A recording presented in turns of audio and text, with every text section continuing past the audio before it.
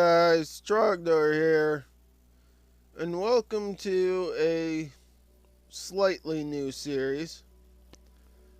This series is going to be focused on smaller circuits. Circuits basically that are used within bigger circuits. And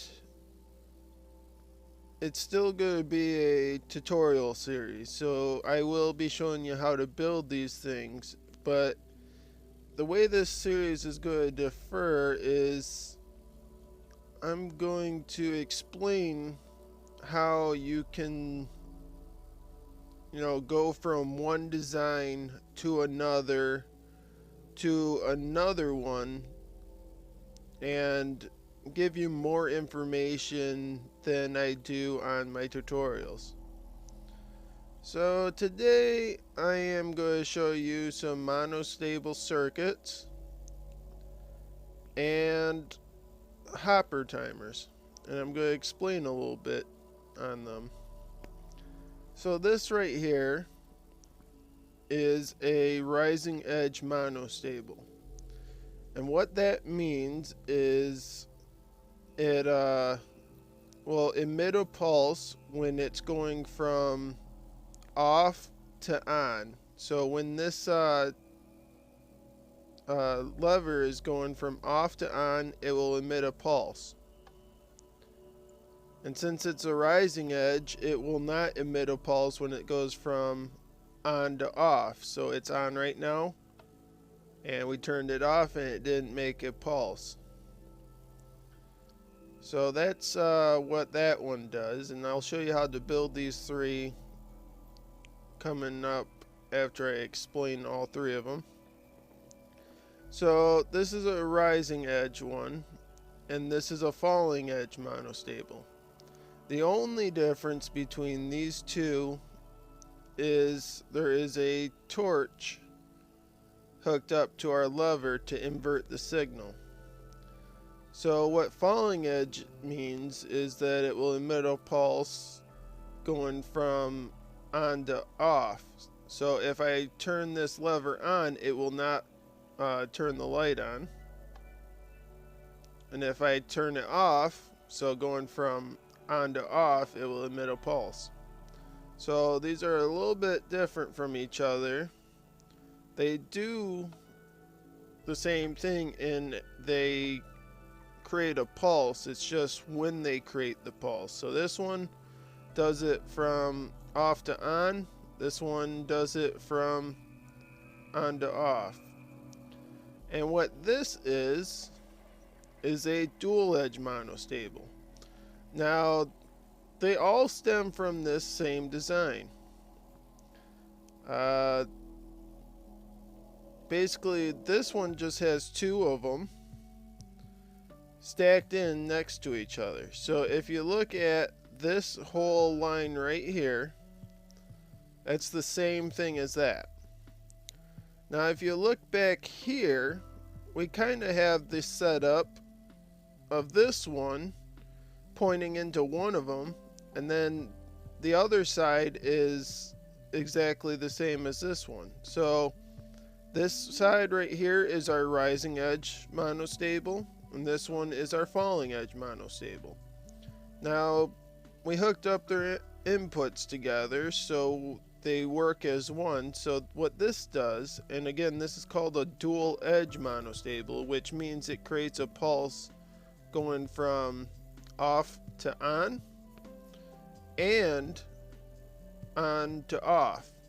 So it creates two pulses, and this is what I was using to basically have those hoppers in my Let's Play dispense the water. So it will dispense the water when the input's on, and it will pick it back up when the input goes off. So that's what those do, and I will show you how to build these right here. Basically for the rising edge, you go a block into a hopper or a dropper, and then a hopper into the top of that dropper, and that dropper is facing up. Then you're going to put an item into the system. It will be pushed down into the dropper. You're going to put a block in front of that dropper and a comparator in front of that.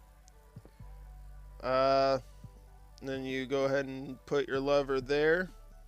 You can hook any input up to this, as long as you're hooking it up to the block. And you cannot power it from the top, because if you power it from the top, it will lock this hopper, which is not what you want to do. So you're going to hook it up going into this block. So as you can see, going from on to off, or off to on, it pulses, and on to off it doesn't. What you're going to want to do though is you are going to want to put a repeater, and this side is your output, so you put that to wherever you want it to go. For the next one, and this is how I'm actually going to show you how to do this one, because it's just easier to look at it this way. For the next one, you're going to use the same setup, so build it exactly the same. And then going out 2 blocks behind it, put a block. Then you put a torch there and a redstone dust there, and then your lever there, and that's your falling edge. Again, all these designs come from the same root design. So now if I go from off to on, it does not pulse. And if I go on to off, it pulses.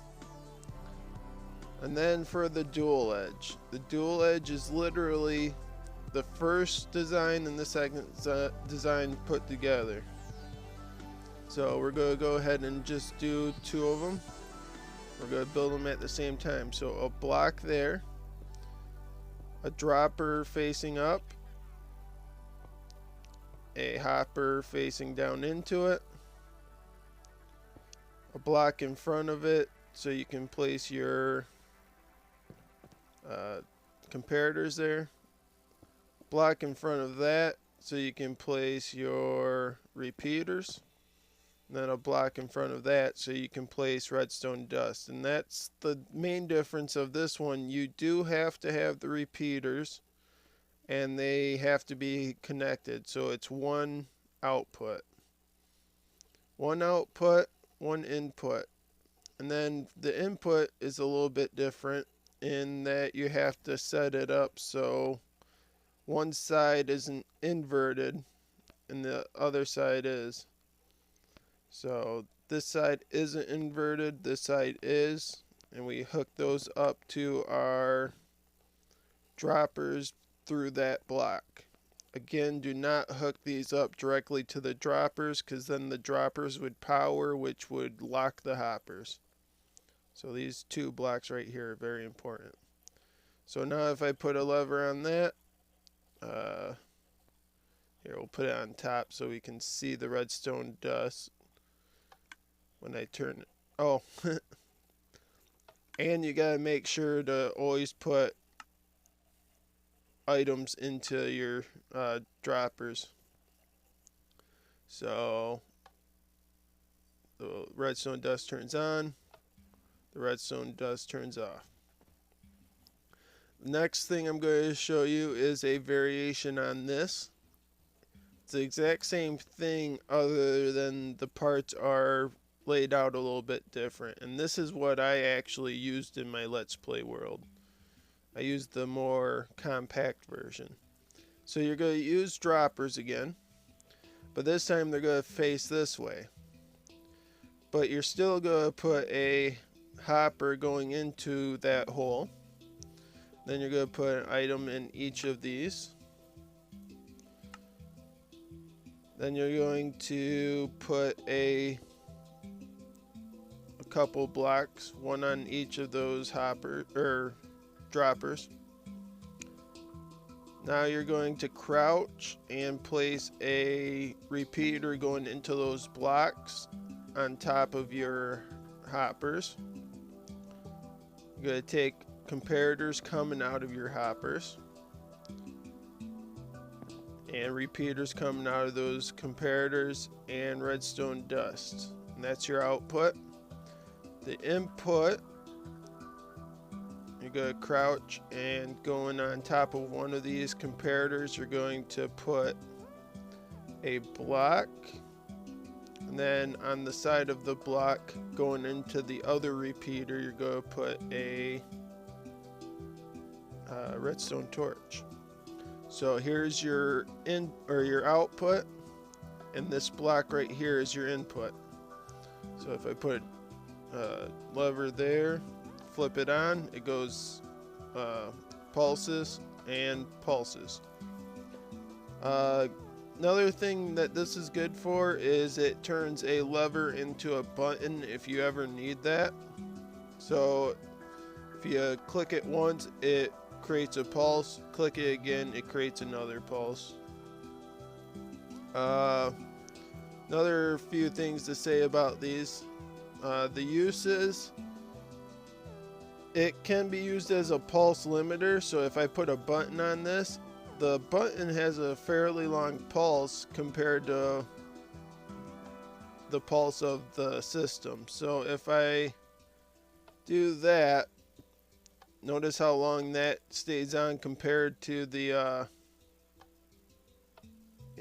so it's a pulse limiter or pulse shortener. Can be used as that. Like I said, this can be used to turn a lever into a button if you ever need that. Just a couple uses. So let's move on to the next thing. This right here is a hopper timer. Unlike those ones, I think I'm going to show you how to build this first, and then we'll move on to the next one. So a hopper timer basically just creates a pulse every so often. So there it pulses, and it'll take a few seconds, it'll pulse again. So what it's doing is moving items between these hoppers, and we have a NOR latch right here. And if you remember what a NOR latch does from my beginner series, it is a memory cell. So basically it will switch over, and then if it has a set and reset, and if you press the set, it will set it, and you can't like reset it with the set button. So it has two inputs and an output. So basically what we're doing is having one side lock one hopper so the items can flow into it and not flow back out. And then when the other side is powered, because when this torch isn't on, that block right here is being powered by this, so that side will be powered, and then the items can go back, and that's what's creating that back and forth state.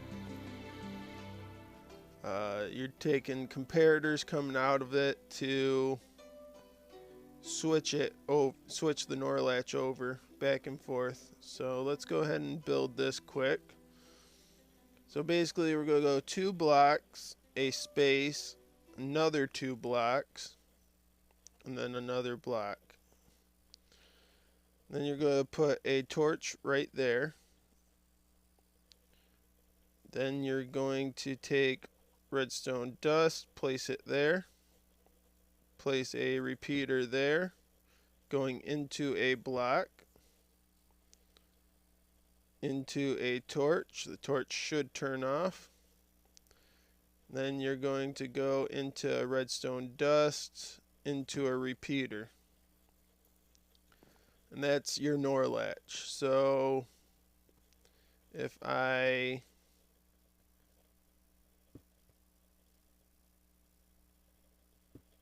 power this side, it will switch, but if I power it again, it won't. So this only can turn it to this state. But if I press this, the state goes back to how it was. And again, if I press this again, it won't do anything because it's already in that state. So that's what I was trying to get across. Kind of tired, guys. So what you're going to do is put two hoppers going into each other like so. And that's what's going to create your clock. So what you're going to do is on the left hopper, you're going to put in as many items as you want. I'm going to put 10. If you put more, the clock will run longer before it pulses, so the pulses will be further spaced out. Now what you're going to do is put two comparators, one coming out of this hopper and one coming out of that one. Then redstone dust on those two blocks. On this side, you're going to put a torch, and this side you're going to put a torch. And then you're going to take this redstone right here and place it right there. And then you're going to place redstone here and there. It's not exactly how I wired it up over here, but that makes more sense. So yeah, basically that's how you do it, and it will create your pulse, and you take your output from this one over here or this one over here. If you want an on pulse, you put a torch, so whenever it comes over it will do an on pulse. Otherwise it won't work that way. So you gotta like take it from a torch if you want that. These are useful for obviously timers. If you want something to go off periodically, it will do that. So if I put more items in here, the pulses will get very, very long. We probably won't even see it pulse. Well, we will see it pulse eventually. It will take long time between them. So this is 10 items. This is however many items, and as you can see, this thing's pulsing along pretty good. This right here is a slight variation of this circuit over here. What this is a pulse extender.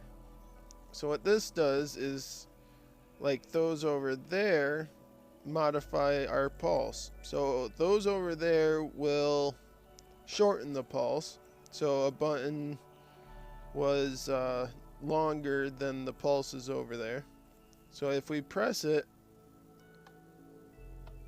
the button's done, and we got a pulse that's longer than the button's pulse.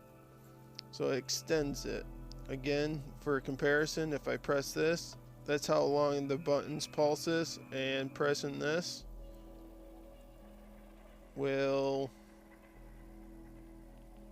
obviously make it that long.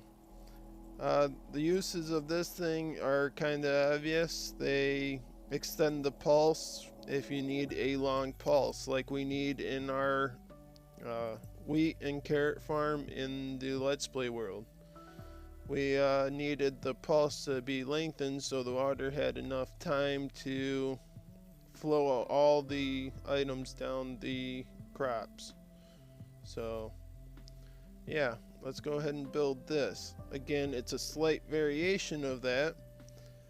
Let's note the difference. Basically, we took one of the resets out of it, so there's no torch on this side resetting this. So that stops it from going back and forth, and instead of that torch you have an input, which will be whatever. You can hook whatever up to this. So let's go ahead and build that. Basically you're going to go 2 blocks, then a space, and 2 blocks. Go again, put a torch here. This time, instead of going from redstone, we can just use a repeater going into a block. But again, we're going to put a torch there, and we can just put a repeater there. So this is our NOR latch. Again, if I put a button here and press it, it will change state. If I pressed it again, it wouldn't do anything because it's already in the state that that button represents. Now what we do is same thing. Go ahead and put a hopper there, face them into each other. So again, they have to be faced into each other. We'll put a few items into this one. Then we're going to take comparators coming out of both sides. Again, a dust there, torch there, then dust here, like so. And you don't do that to this side. So now your input is right here. You can hook it up however you want. I'm just going to put a button to signify that. And your output's on this side. So let's go ahead and put a repeater there. But if we click that, this side is your output, and it stays on for a second. And again, to change up your pulse length, you will just add more items, and it will create a longer pulse length. Okay guys, so that is it for the tutorials. I hope you guys learned something. This is going to be more of an educational series.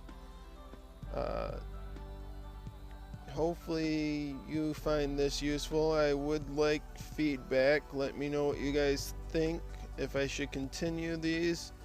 The episodes won't be quite as long next time. I just wanted to put both these into the same episode because you guys were asking for a tutorial on how I built my wheat farm.